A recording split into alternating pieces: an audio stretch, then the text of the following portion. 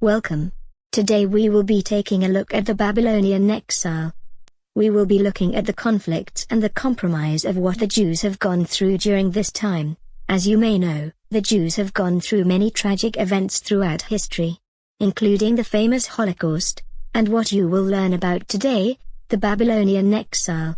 The Babylonian exile, or captivity, happened in the Kingdom of Judah around 598 and 587 BCE. Now, we will be taking a look as to what and why it happened, as well as the aftermath. The Babylonian exile is the period in Jewish history when all Jews, in Judah, were taken out of the ancient Kingdom of Judah and were held captive in Babylonia.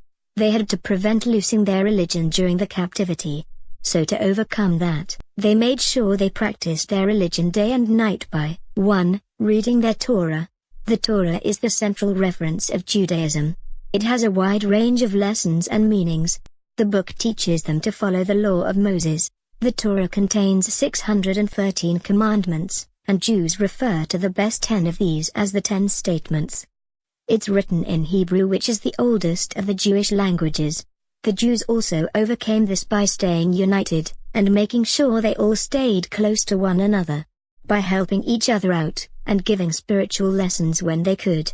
The synagogue is their place of worship, and served as the place where they would meet and do their spiritual lessons. At the synagogue they would pray and discuss their religion.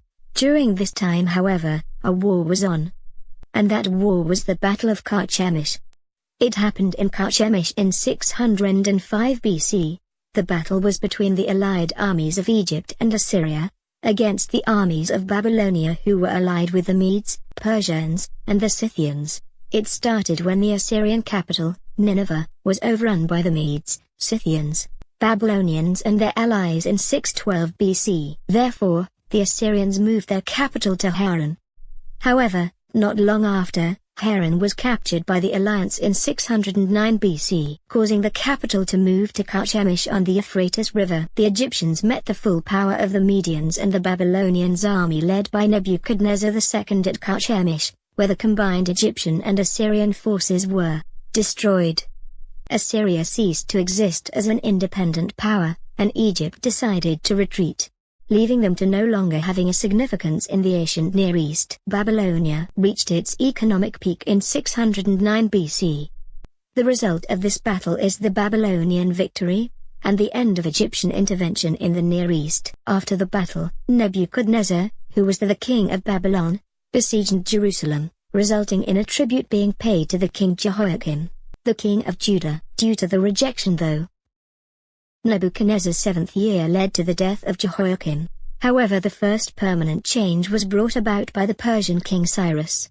A conquest of Babylon took place.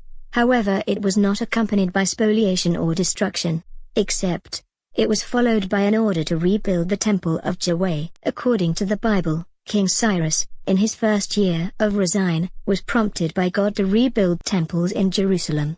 That way, the Jews can return back to their homeland to serve. After 70 years, there was the fall of Babylon, which led to the Persian king, Cyrus the Great, in 539 BCE, allowing the exiled Judeans to return back their homes in Judah.